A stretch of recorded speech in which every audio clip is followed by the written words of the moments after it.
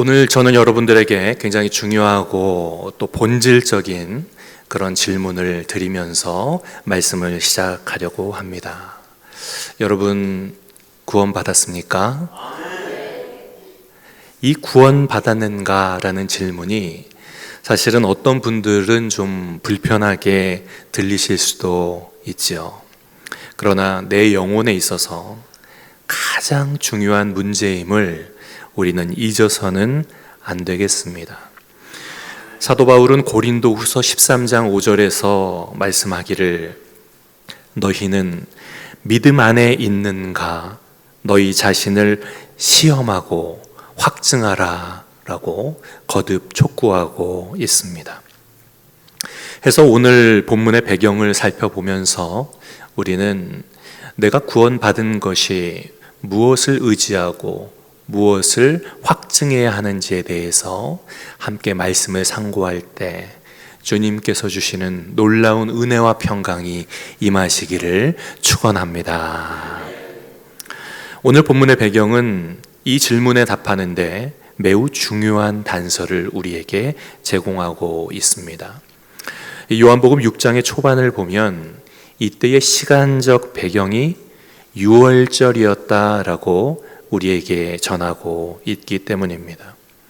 여러분, 유월절이라는 것은 무슨 날입니까? 패스오버, 넘어가게 하셨다라는 이 유월절은요, 이스라엘 백성들이 출애굽해서 광야 생활을 하고 그리고 하늘에서 하나님의 하늘 양식 만나가 내렸던 것들을 이스라엘 백성들이 기념하기 위해 지키는 절기입니다. 당시 유대인들에게는 그런 위대한 전설이 있었다고 해요. 하늘에 만나의 보물 창고가 있다라는 거죠. 무엇이 있다고요? 만나의 보물 창고가 있다. 모세 시대에 이 창고가 열려서 하늘로부터 만나가 내렸다. 그리고 장차 진짜 메시아가 오시면 그분은 제2의 출애굽을 행하시며 이 만나의 보물 창고를 다시 우리에게 열어줄 것이다. 그 당시 이스라엘 백성들이 믿던 만나에 대한 전설이었습니다. 바로 이런 기대감 속에서 그들은 예수님의 오병이어 기적을 보게 된 것이지요. 그래서 그들은 환호하고 감동하고 눈물을 흘리면서 예수님을 쫓아서 열심히 따라왔고, 저들이 던진 질문은 밥 좀 더 주십시오가 아니라 당신이 진짜 메시아이십니까? 라는 메시아적 도전을 예수님께 여쭈었던 것입니다. 모세는 우리에게 하늘로부터 만나를 주었는데 당신이 만약 진짜 메시아시라면 모세보다 더 위대한 표적, 전설에 들려왔던 것처럼 하늘의 보물 창고를 여셔서 그때의 그 만나를 우리에게 보여주실 수 있겠습니까? 라는 얼마든지 합리적인 메시아에 대한 질문이었던 것입니다. 그런데 이와 같은 요구에 예수님께서는 응하지 않으시고 그들의 기대를 완전히 뒤엎는 충격적인 선언을 하십니다. 내가 곧 생명의 양식이다. 내가 곧 생명의 떡이다. 라고 선언을 하셨던 겁니다. 그러자 이 말씀을 들은 사람들의 반응이 어떠했습니까? 바로 이 지점에서 저들의 익숙함이 저들의 발목을 잡아요. 주님의 선포를 아멘하며 화답하며 환호한 것이 아니라 41절과 42절에 보면 자기가 하늘에서 내려온 떡이라 하심으로 유대인들이 예수에 대하여 수군거려 이르되 이는 요셉의 아들 예수가 아니냐, 그 부모를 우리가 아는데 자기가 지금 어찌하여 하늘에서 내려왔다 하느냐라고 불신에 빠지게 됩니다. 여러분, 그렇죠? 우리네 믿음 생활도 보면요, 언제나 익숙함이 큰 화근이 되는 겁니다. 여러분, 신앙생활도요, 내가 습관적으로 익숙해서 해버리면 그것만큼 위험한 것이 없다는 것 여러분 알고 계십니까?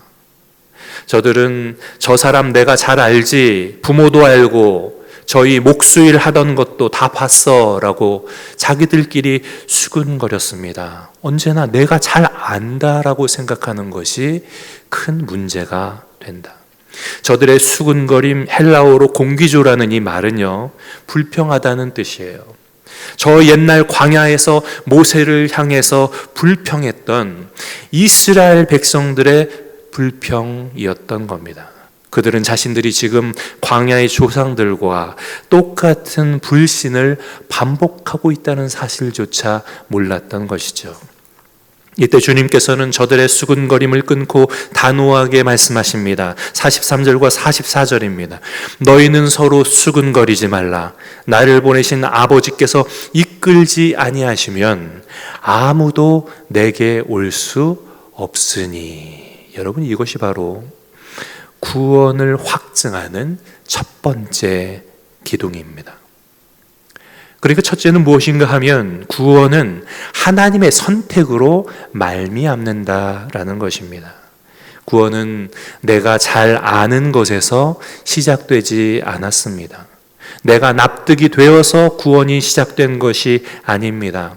하나님의 이끄심에서 시작되었습니다. 이것이 분명해져야 구원에 대한 확신을 얻게 됩니다. 여러분이 지금 이 자리에 앉아 계신 것은 여러분이 예수를 믿기로 결단하시기 이전에 하늘에 계신 아버지께서 여러분을 이끌어 주신 줄 믿으시기 바랍니다. 그렇습니다. 그러나 여러분, 이 세상은 참으로 어둠이 심하다는 사실조차 우리가 인정해야만 하는 겁니다. 칠흑같이 어두운 암흑, 그 캄캄함, 죄로 인한 타락, 그 때문에 하나님께서 먼저 저들의 심령에 빛을 비추어 주지 않으시면, 달리 말씀드려 하나님께서 이끌어 주시지 않으면 아무도 스스로는 예수님이 누구신가를 알 수 없고 볼 수 없다는 사실입니다. 그래서 구원은 나의 공로나 나의 지식이 아니라 전적인 하나님의 선물입니다. 구원은 하나님의 전적 선물이에요. 혹시 여러분 가운데 아직도 교회에서 열심히 섬기면서도 마음 한구석에 내가 정말 구원받을 수 있을까 하는 두려움을 갖고 계신 분 혹시 계시지 않습니까? 그것은 확신하는 마음이 아니거든요.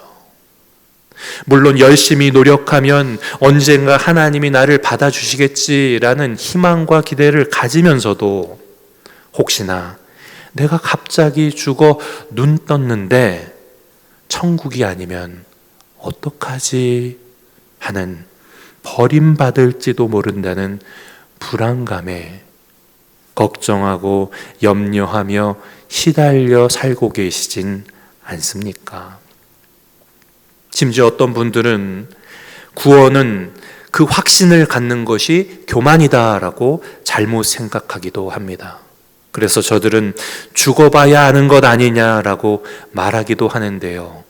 여러분, 확신 없이 이와 같은 생각은 얼마나 위험한지요. 여러분, 그렇지 않습니다. 만약 당신이 이런 두려움과 의심 속에 있다면 그것은 당신이 하나님의 말씀, 하나님의 약속이 아닌 자기 자신의 노력과 의지와 혹은 감정을 의지하고 있기 때문인 것입니다. 바로 그것 때문에 당신의 믿음이 상황에 따라 흔들리고 넘어지고 참된 자유와 감사를 빼앗긴 채 복음을 전할 자신감마저 잃게 만드는 근본 원인임을 우리는 알아야 합니다. 무엇이요? 내가 내 자신, 내 의지, 내 감정을 믿을 때 말입니다. 여러분, 구원의 확신은 내 감정, 내 의지, 내 지식에 있는 것이 아니라 하나님의 약속에 있음을 이제 더 이상 의심하지 마시기를 부탁을 드립니다. 성경은 분명하게 말씀하고 있어요. 구원받음을 너는 확신하라. 요한일서 5장 13절에서 내가 하나님 아들의 이름을 믿는 너희에게 이것을 쓰는 것은 너희로 하여금 너희에게 영생이 있음을 알게 하려 함이라. 할렐루야. 이 사실을 믿고 더 이상 의심하지 말아야 하는 겁니다. 부디 오늘 본문의 약속, 하나님이 이끄셨다, 하나님이 나를 선택하셨다, 이 사실을 더 이상 의심 없이 마음속에 믿으시기를 주님의 이름으로 축원합니다. 이 확신이 있어야만 어려움이 닥쳐도 환경 때문에, 그 어려움 때문에 낙심하는 것이 아니라 오히려 더욱더 천국 소망을 갖고 더욱더 하나님을 깊이 의지하며 신앙이 성숙에 이르게 되기 때문입니다. 그렇게 내가 받은 구원을 확신하면 다른 사람들에게도 이 복음을 담대히 전하는 자가 되는 것이지요. 여러분 따라해 봅시다. 지금 하나님의 자녀로 나온 것은 오직 하나님의 이끄심이다. 그렇습니다. 믿으십니까? 여러분, 이 확신은 절대 교만이 아닙니다. 이것은 나의 의가 아니라 하나님의 의를 온전히 믿고 신뢰하는 행위이기 때문입니다. 하나님이 나를 선택하셨고 하나님이 나를 이끄셨다라는 이 귀한 믿음이 여러분 평생토록 충만하시기를 주의 이름으로 축원합니다.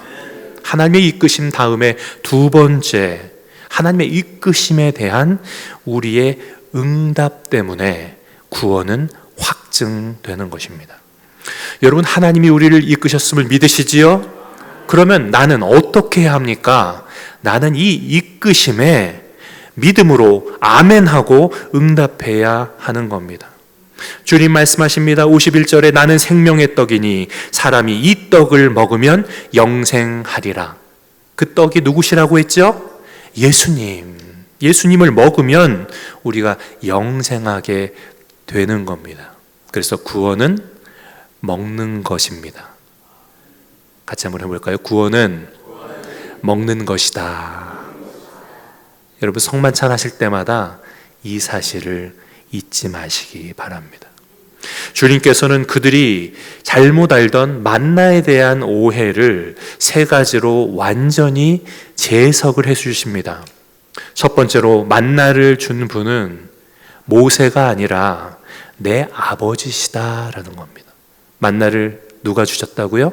하나님이 주셨다는 겁니다. 그런데 저들은 모세가 준 것처럼이라고 오해하고 있는 거예요. 여러분, 이 시간 부족한 종의 입술을 통해 하나님 말씀이 선포되지만 그 말씀의 주체는 하나님이심을 믿으시기 바랍니다. 그래야 되잖아요. 그런데 저들은 저들의 시선을 모세에게 두었던 겁니다. 그런데 예수님은 저들의 시선을 모세가 아니라 기벌, 주신 분, 하나님께로 옮겨 놓았던 것이죠. 너희 잊지 마. 만나를 주신 분은 하나님이시다라는 겁니다. 두 번째, 만나는 본래 말씀임을 그들에게 일깨워 주셨습니다. 여러분, 만나는요, 무엇을 상징하고 있어요? 말씀을 상징하고 있는 겁니다.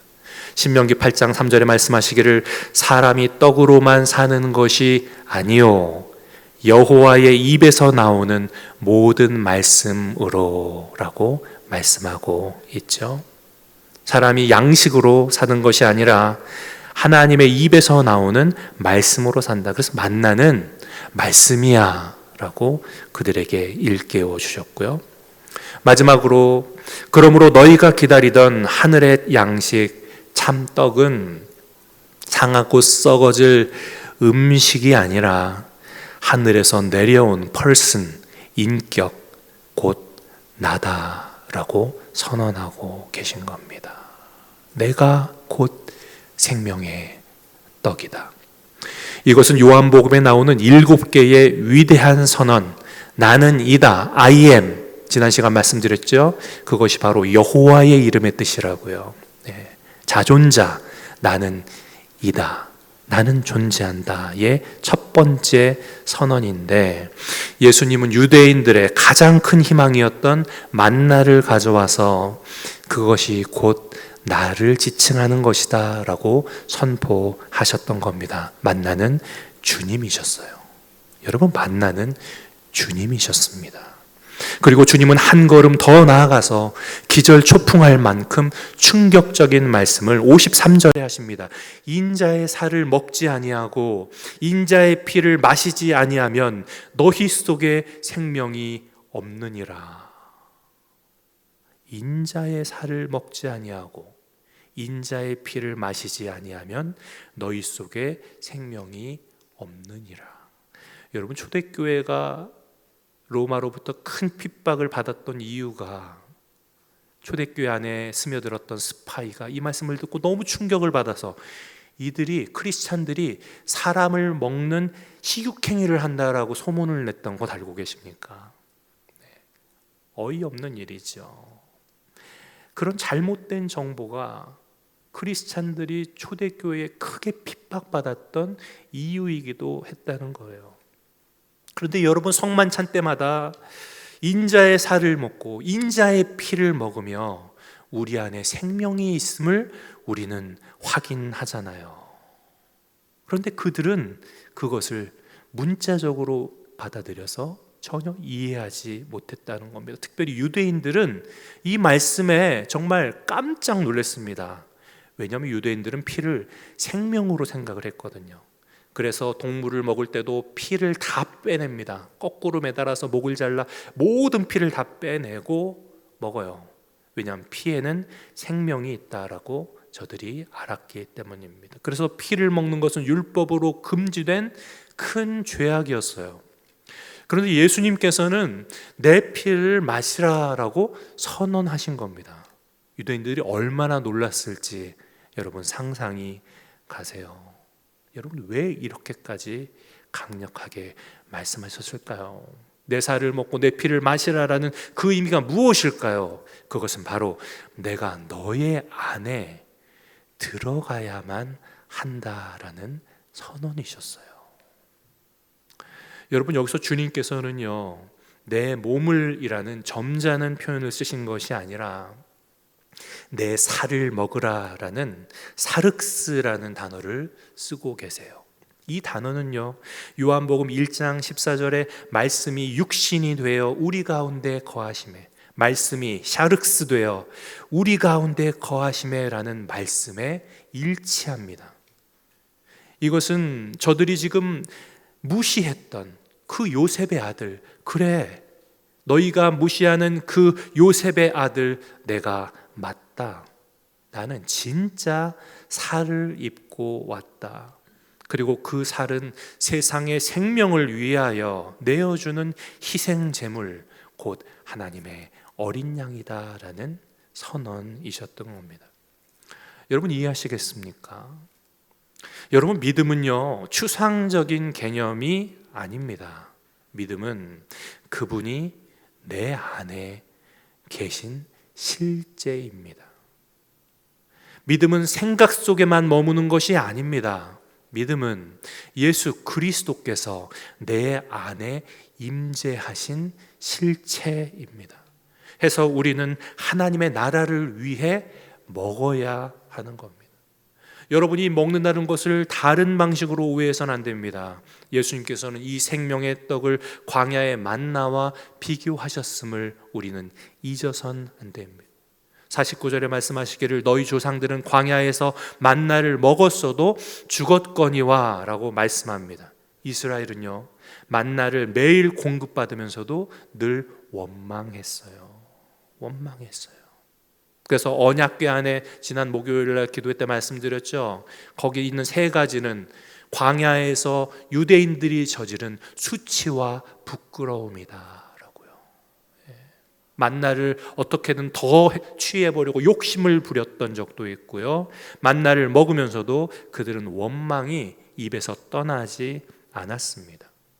그들에게 만나는 가나안이라는 최종 목적지까지 가기 위한 양식이 아니었던 거예요. 그저 현실, 이 광야라는 이 험한 세상을 하루하루 버텨내기 위한 육신의 필요였을 뿐이라는 겁니다. 여러분, 왜 예수를 먹습니까? 왜 주님을 일용할 양식으로 우리는 먹어야 합니까?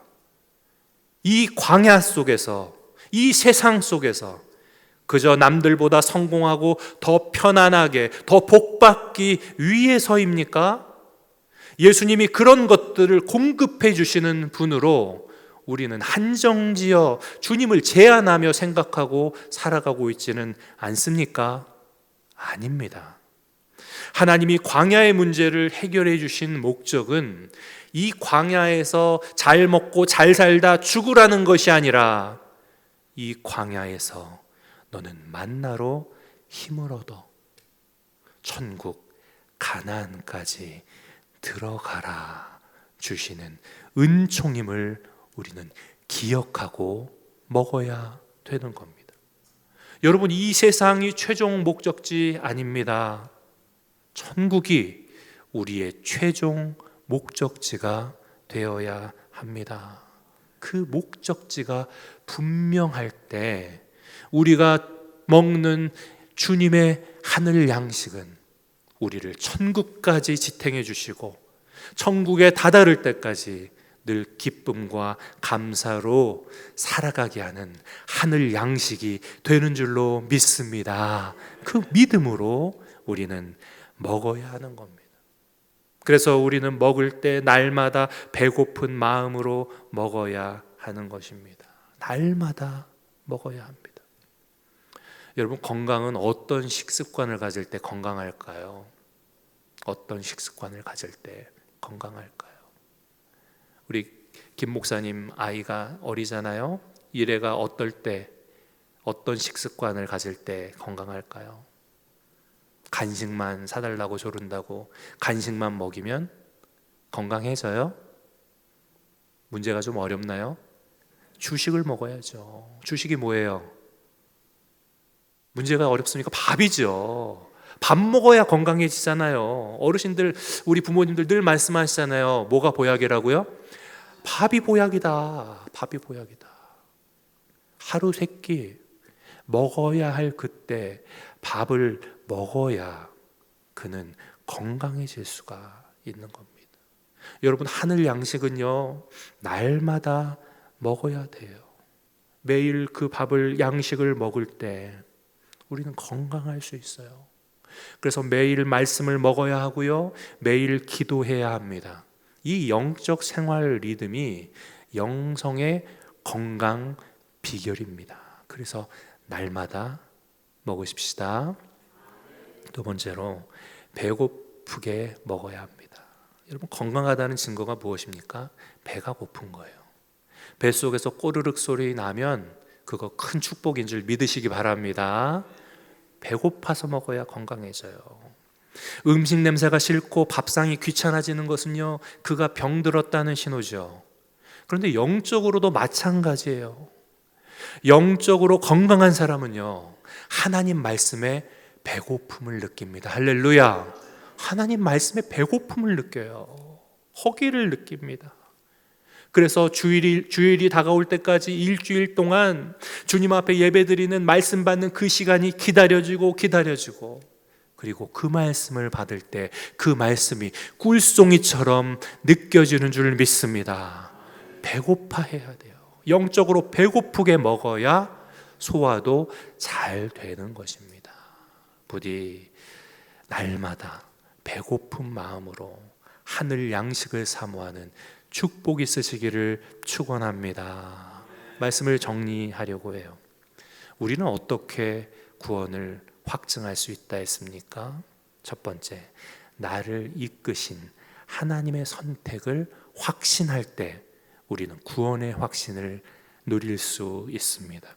두 번째, 썩어질 만나가 아닌 영생을 위한 생명의 떡을 날마다 배고픈 마음으로 먹을 때 우리는 구원을 확신할 수 있습니다. 믿음이 분명해집니다.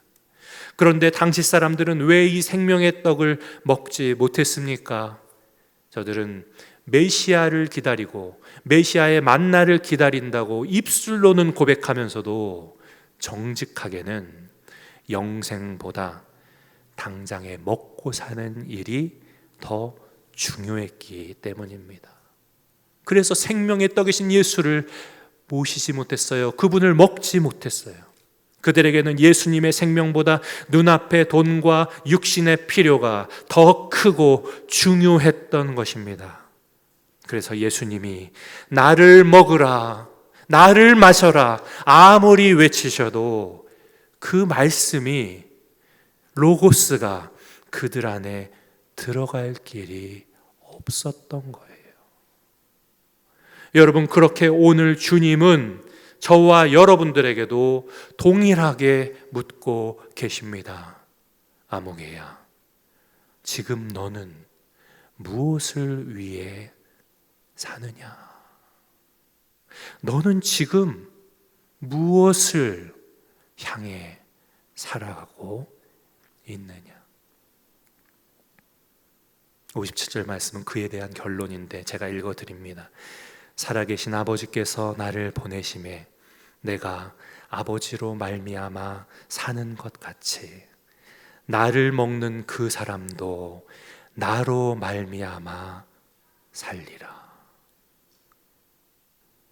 예수님이 아버지로 말미암아 사셨던 것처럼 우리도 예수로 말미암아 살아야 하는 겁니다. 예수로 말미암아 살아야 하는 겁니다. 그것이 우리 삶의 목적이고 이유가 되어야 합니다. 사랑하는 성도 여러분, 예수님을 익숙하게만 아셔서는 안 됩니다. 익숙한 분으로만 대하셔서는 안 됩니다. 습관적으로 믿어서는 안 됩니다.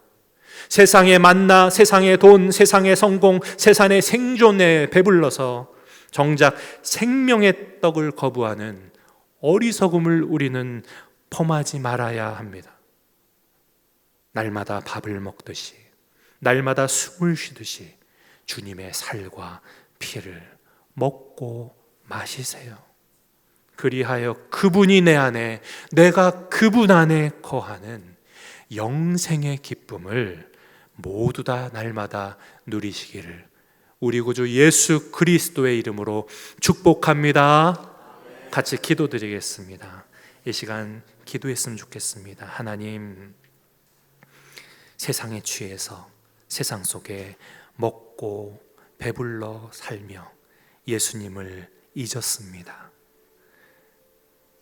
주님께서 주신 약속을 잊고 그 천국에 대한 사모함을 잊었습니다. 주여, 다시 우리를 일깨워 주시옵소서. 하나님이 이끄셨으며 그리고 주님을 먹어야만 주님으로 말미암아 내가 살게 됨을 잊지 않게 하시고 우리들의 삶 속에 주님이 내 안에, 내가 주님 안에 거하는 놀라운 축복이 있어지게 하옵소서. 주여, 아버지, 생명의 떡, 생명의 양식인 주님을 받아들이게 하시고 마음에 믿고 입으로 시인하게 하옵소서. 하나님 아버지, 감사합니다. 나를 먹으라, 당신의 생명 전부를 우리에게 내어주심을 감사드립니다. 혹시나 우리도 과거 유대인들처럼 익숙함에 속아, 종교 행위에 속아 주님 앞에 수군거리기만 하고 원망과 불평만 하면서 광야 같은 세상 속에 썩어질 양식에만 집착하며 영적 허기를 잃어버렸다면 용서하여 주옵소서. 이제부터는 날마다 밥을 먹듯 매 순간 숨을 쉬듯 주님의 살과 피를 먹고 마시게 하옵소서. 그리하여 나로 말미암지 않고 오직 예수 그리스도로 말미암아 살아가는 믿음의 사람 다 되게 하여 주옵소서. 우리 구주 예수 그리스도의 이름으로 기도드립니다. 아멘.